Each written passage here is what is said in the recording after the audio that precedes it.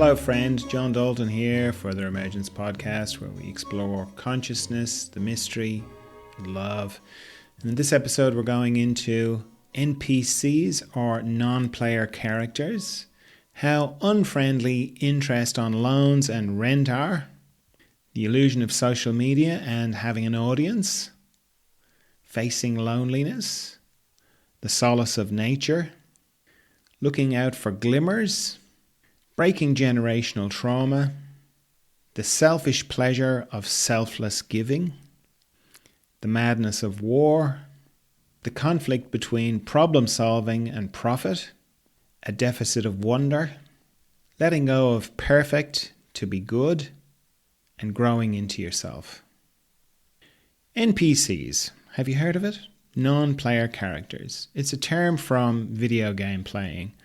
And it's the characters in the background, the filler kind of characters that you can't control, that don't do anything, and they're just in the background to fill in space.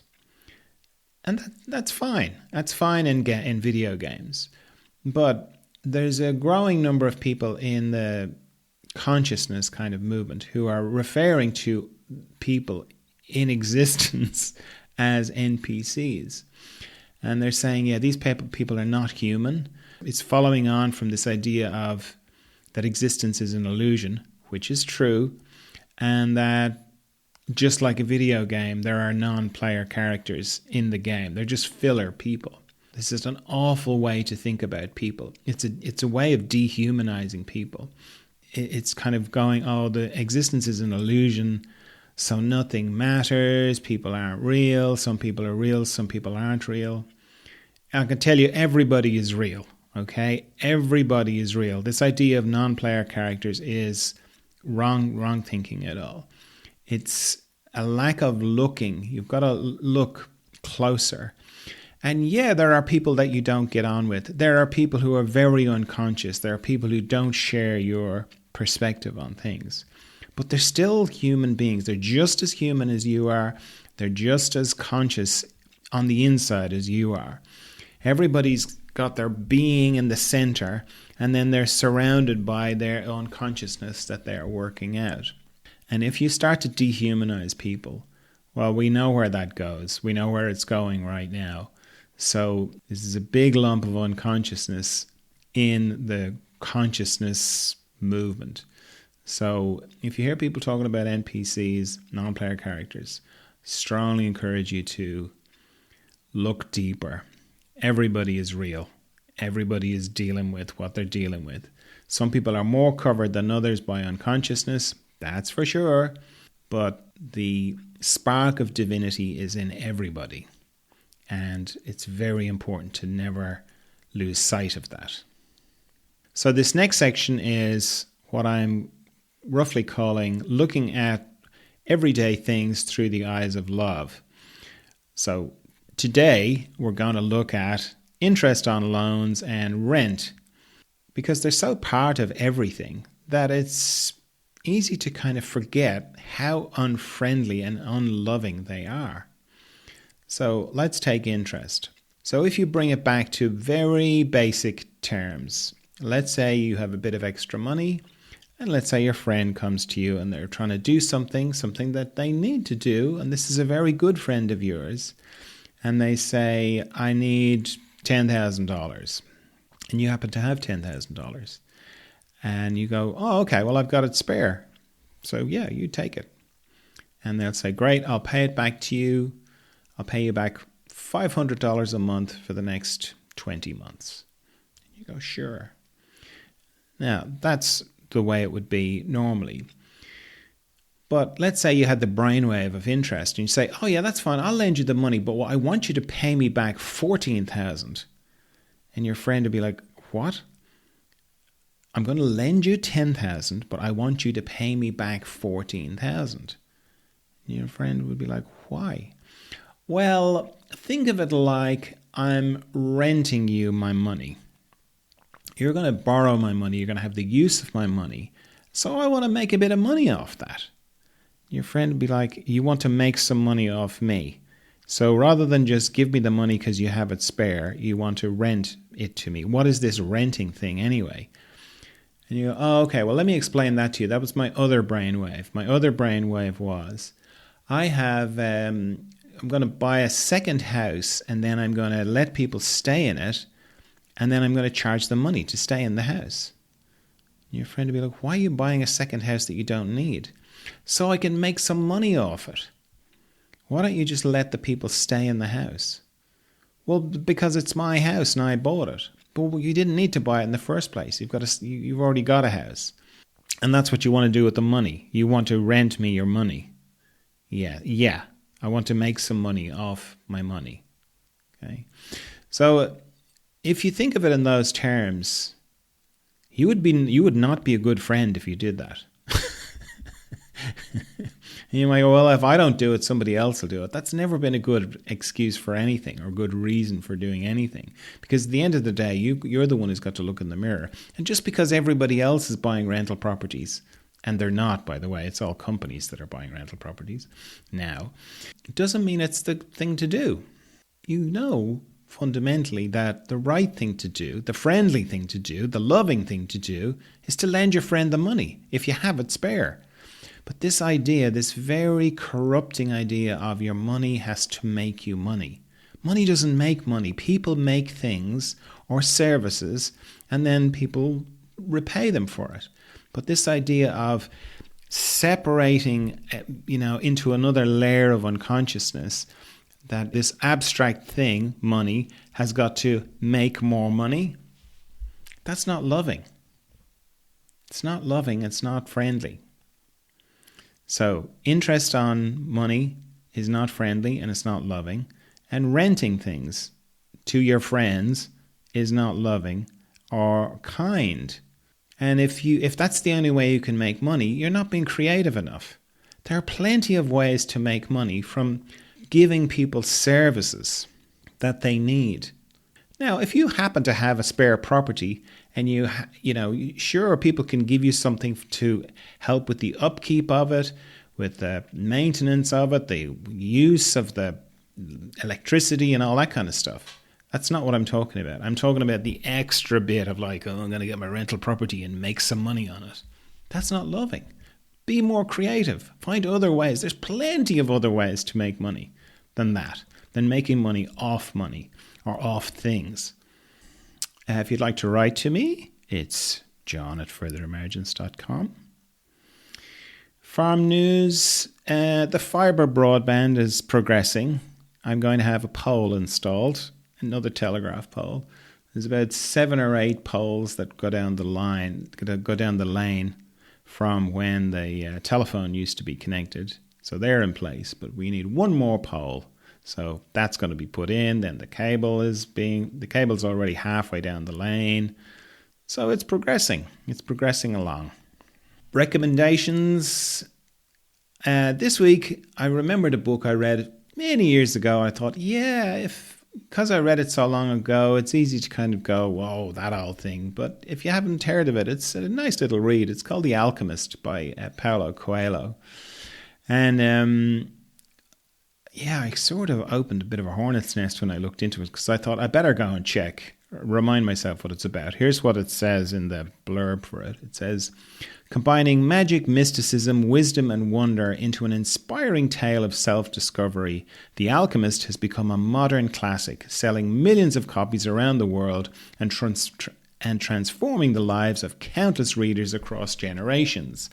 Paulo Coelho's masterpiece tells the mystical story of Santiago, an Andalusian shepherd boy who yearns to travel in search of a worldly treasure.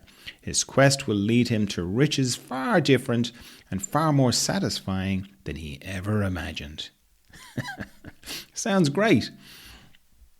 So I just did a normal search and this popped up, and then I went into Goodreads, and some of the comments and the reviews were scathing. And some of them were quite funny. I like this one. This person says, this book reads like a really bad self-help book written for 8-year-old children and disguised as a symbolic parable. I read a lot of books and I can safely say this is the worst book I have ever read. Its only saving grace was that it was mercifully short. Ow! Burn! Another one which I thought was very funny was, the problem with this book is not just that it's bad, which it certainly is, but that there are so many people out there who want to corner you at parties and tell you how it's totally changed their lives.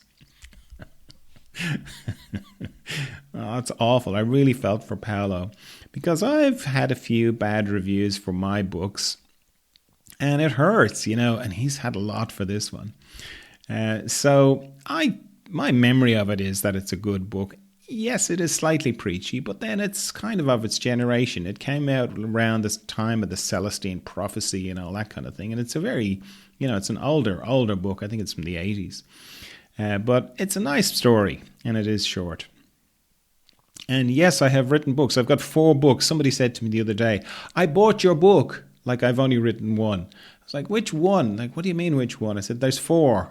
There's 4 books there. So, yeah, if you're interested in reading my books, they're all on Amazon. They're all they're all circle around consciousness. They do kind of go together and probably are best read in sequence. And one of them is an audiobook, Maya Noise. So if you like listening to books, you can listen to that one. Have you signed up for my friendly notes? I send out friendly notes every Sunday. So if you're interested in getting a little friendly note from me, go to the website furtheremergence.com and you can sign up for those. And while you're there, have a look at the trainings. I've got a few different trainings there. The easiest one, the most accessible one, is Space for the Mystery. That happens every Monday. It's meditation. It's not meditation training. It's a chance to meditate together with me and a group of other people. And it's very friendly and it's a nice way of getting into meditation. Or if you are a meditator, it's a way of deepening your meditation. Then there's also trainings for meditation, to navigating the psychic world, all sorts of other things there. They're on the website as well. Now, let's have a look at the memes on the Further Emergence Instagram feed. The first one I didn't write, but it's very good. It says, there's no audience to perform for, there is just you. And it's got a circle as a graphic. Not really sure what the circle is, but it works. And this is a great thing to remember, particularly in this modern age of social media and vlogging. And it always amazes me on YouTube when I see someone who's good at vlogging, and there's so many people who are very good at vlogging, and they're doing something like they're going for a run, or I was watching a Casey Neistat vlog recently where he went on a trip to Vancouver, and so cleverly done, so interesting. But because I know about filmmaking and I know what's involved, there's so many shots in a sequence of, say, somebody just going running. And there's so much back and forth of, if you're doing it on your own, you run forward, you put the camera down, you run back to where you were, then you jog through the frame like you don't know there's a camera there. When it's all put together seamlessly, it's great. It's fantastic. But when you see somebody doing that, even somebody who's talking about walking in nature and being at one with nature, if you're watching a video of somebody being at one with nature, they're not being at one with nature, they're being a filmmaker. What you're watching is someone being a filmmaker. It's a very different experience to just walking in nature. I go walking in nature every day. I know what it's like. I know what that experience is like. And if I wanted to video myself walking in nature to share with you, which would be lovely, but I wouldn't be walking in nature anymore. I would be being a filmmaker / actor. So I'd have to have 2 hats. So I would be putting the camera forward, walking, and then coming back, getting the camera, moving forward, different shots. And that's kind of what this is pointing towards, that the idea of an audience is very different to the reality of whatever it is that you're doing. So if you happen to take a selfie of yourself that you think is great, and you put that up on your Instagram feed and you get 500,000 likes, the feeling is that there is a group of 500,000 people who are all standing there clapping. You're getting a standing ovation in a huge auditorium, huge arena with 500,000 people in it. They're all clapping for your selfie. That's not the case at all. It's all a mental thing. What you have is 500,000 individuals who are going about their day, happen to see something and just put a little like on it. That's all that's happened.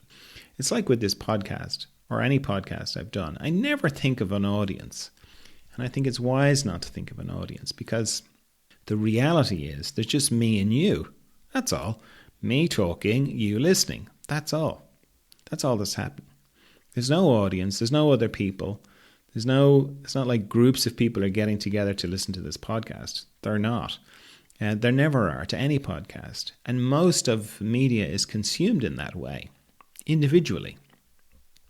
And that's a much better way to come back to, particularly for yourself. Like, the reality of my situation right now is that I'm in a room on my own talking. That's all that's happening. There's no audience. There's no big audience anywhere, and there never is. There's just you. I'm just doing this because I enjoy it. I enjoy talking about it. Sometimes I enjoy hearing what I say. Half the time I don't know what I'm going to say before I start. But even if I'd written a beautiful script, like whenever I had to record, when I recorded one of my books, it's an audio book, it's all there. I just have to read the words. But there's a certain enjoyment in doing that. But if you are doing it thinking, oh, there's going to be a huge audience for this, that's just a recipe for being miserable. So it's lovely to share. I love looking at other people's feeds and what people are going on. People are so funny and so creative, and they do such great things. And I'm grateful that they do it. But it's really important to remember that the whole idea of an audience is not real, that there's just you. And if you're not enjoying it, then don't do it. It's not worth it. Do things because you enjoy them. Because some of the most enjoyable things I see are people who don't care. They're just obviously doing something because they enjoy it. They're not thinking of, oh, this is gonna go viral. Yeah. And that just doesn't just apply to social media. It applies to everything. There's no audience. There's just you. I did write this one. It just says, if loneliness is your disco, dance anyway. And that kind of means that whatever situation you find yourself in, dance. Meaning find the joy in it. Make it your business to find the joy in whatever it is that is happening. Because you can't really change what's happening, unless you can. If you can change it, great, change it. But if you find yourself in a situation that you cannot change, then if you've developed the muscle of finding pleasure in whatever situation that you find yourself in, no matter how bad in inverted commas it is, it will make it easier. And it will remind you of your own sovereignty in the situation, because the only thing you've got control over is how you feel on the inside. And if you develop the habit of looking for joy in situations, you'll find it more easily. I didn't write this one. Dane Thomas wrote it. It says, I hope one day the mountains speak to you and the oceans calm you, and you realize that your heart belongs in the place where the only thing that drowns out the sound of your own voice are the birds singing their morning melody. Isn't that beautiful? The idea of the mountains talking to you. I have had that experience, and it's beautiful. And the oceans calm you. Well, I do find that as well, that the ocean calms you. It's like a beautiful wish, isn't it? It's a wish from one person to another. And in a way, I suppose I wish this for you as well, because I've had that experience of the mountains speaking to you. They speak to me regularly, and the oceans calm me regularly as well. And this idea of not having your own voice drowned out, that's really beautiful. And that the only thing that might drown it out would be the birds in the morning. It's a little snapshot of a very beautiful, sweet life. And Dane obviously wishes this for me because I read it, and I'm wishing it for you. I mentioned this a little bit last week, this idea of glimmers, but this is the meme that I came across it on. It says, recently learned about a term called glimmer, which is essentially the opposite of a trigger. Glimmers are those micro moments in your day that make you feel joy, happiness, peace, or gratitude. Once you train your brain to be on the lookout for glimmers, the more these tiny moments will begin to appear. I can concur. I didn't have a word for them, glimmers, but yes, the more you look out for them, the more they appear. Like anything, the more you look for something, the more you'll see it. I think the technical term for it is confirmation bias, but that's a negative perspective on it. It means that if you have a strong belief about something, you will look for justification for it. Like if you think people are untrustworthy, you will be focused on that and you will find lots of evidence that people are untrustworthy. That's called confirmation bias. But if you can use that the other way around. If you start looking for glimmers, you'll find it. If you start looking for joy in whatever situation you find yourself, you'll find it. And yeah, glimmers just get bigger and bigger and bigger the more that you look for them. Well, like when I go for a walk or a saunter, as we covered last week, I'm always seeing so many glimmers everywhere, you know. But you don't have to be in the country to see it, because there's lots of glimmers come out of people all the time as well. Next one is a great little illustration, and it was very popular on the Instagram feed. And it's the headline, it says, "It's up to you to break generational trauma."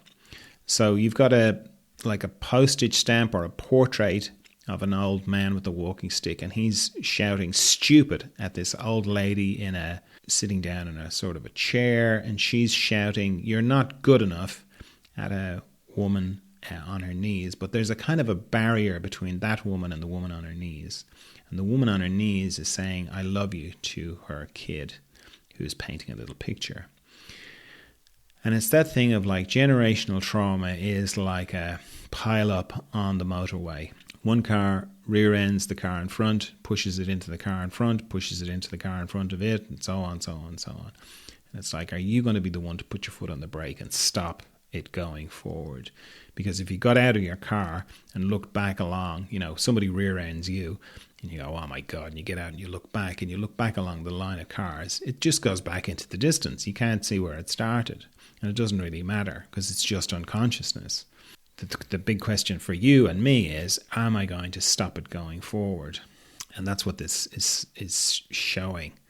This stupid going to "you're not good enough," and stopping with the mother. And then she's just saying, "I love you," to her kid. And this applies whether you have children or not. It's like you can absorb all the things that happen to you, the terrible, awful things that happen to you, and you can just say, "It's going to stop with me. None of this goes forward." And then just live like that. I've seen this next one before a few times. It's lovely. It says, "A society grows great when old men plant trees in whose shade they shall never sit." It's a lovely idea, isn't it?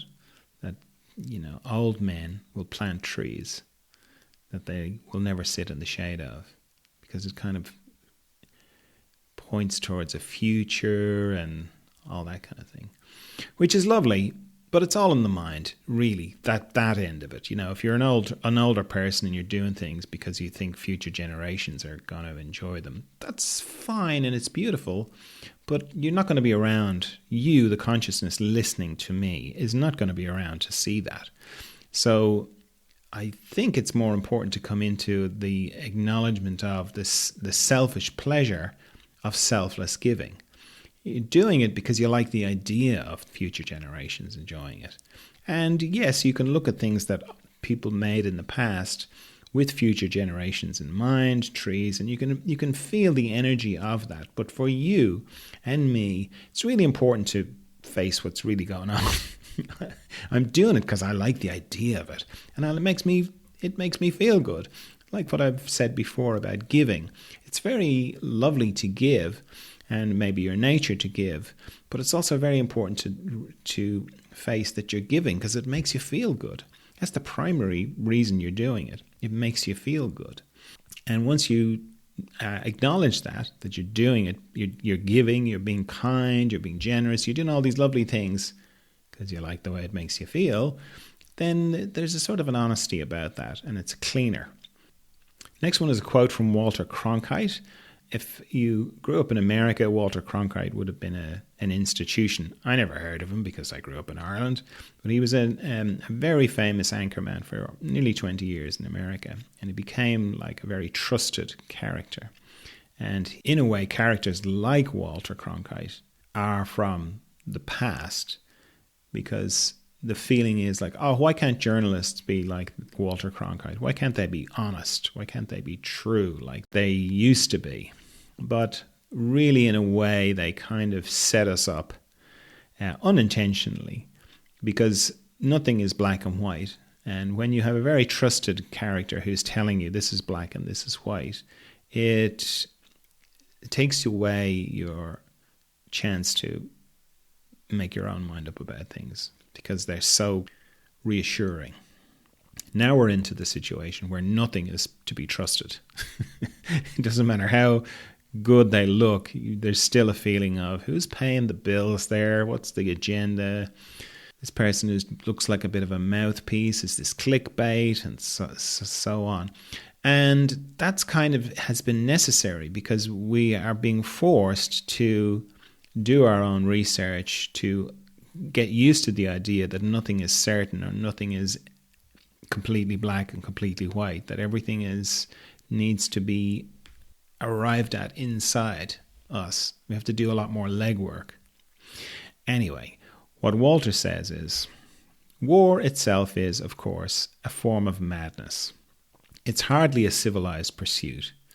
It's amazing how we spend so much time inventing devices to kill each other and so little time working on how to achieve peace. And this is coming from somebody who was, a war correspondent who went and started off in World War II and then covered Vietnam and different things. So up close and personal with war. And it's a very salient observation. Spend so much money on finding different ways to kill each other and so little money on trying to make peace.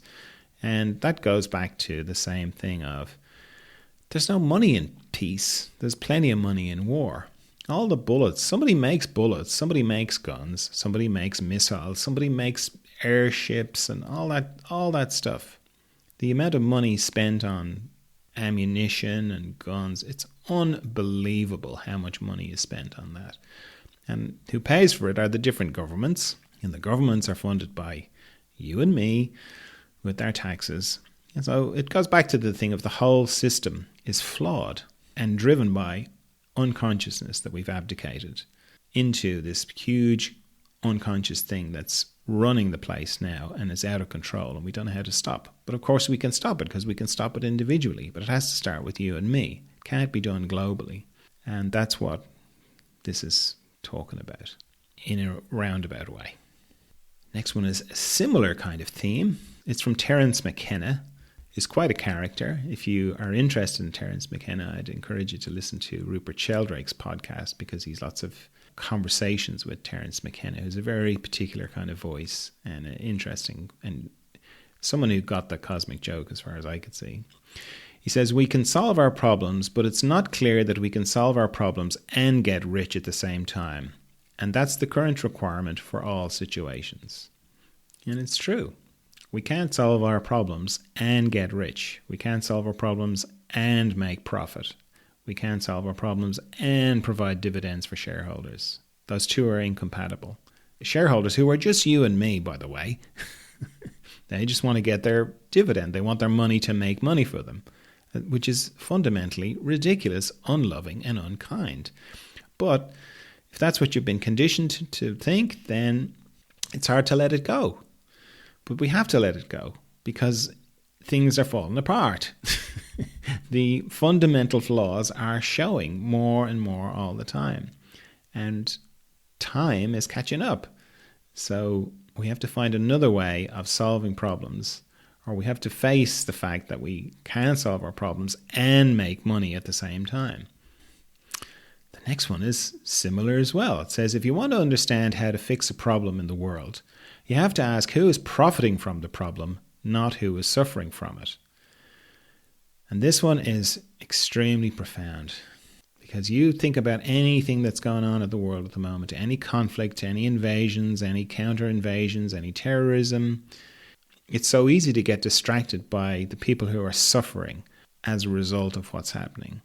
And you have to really change gears on the inside to go, who's profiting from this situation?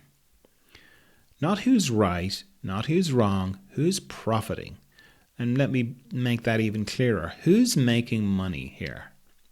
When you see terrible sights of terrible things being done to children and families and people, it requires a kind of coldness on the inside to go, who's making money from this?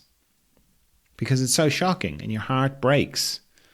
But then if you go, who's making money here? Then you can start to see what has led to what you're looking at. When you go, who's making money here? Because there's always somebody making money here. It's not one person.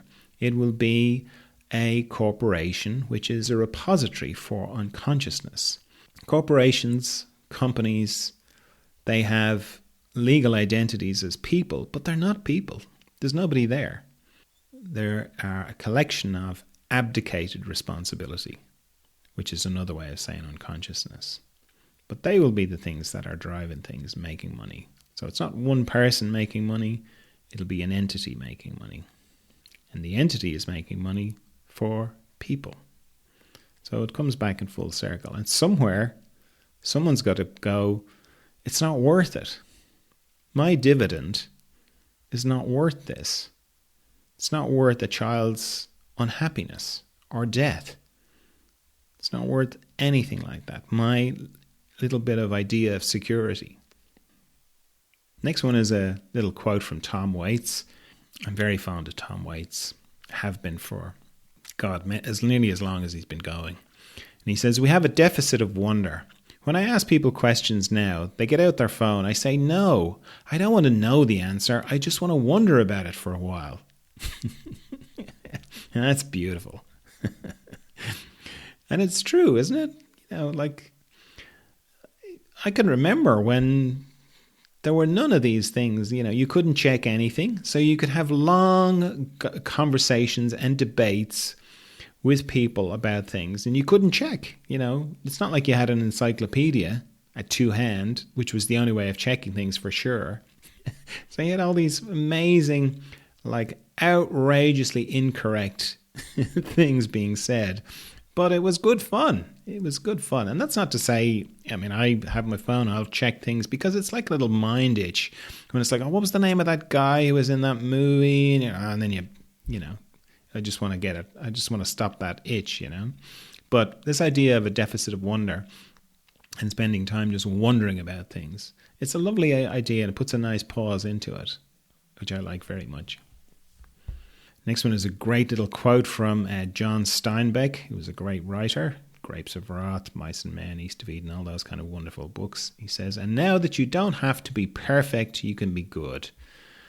Such a good thing on so many different levels, whether it's a creative project, and you can let go of perfect and just be good, because perfect is the enemy of the good in creative projects. The trying to get something to be perfect, everything just takes so much longer.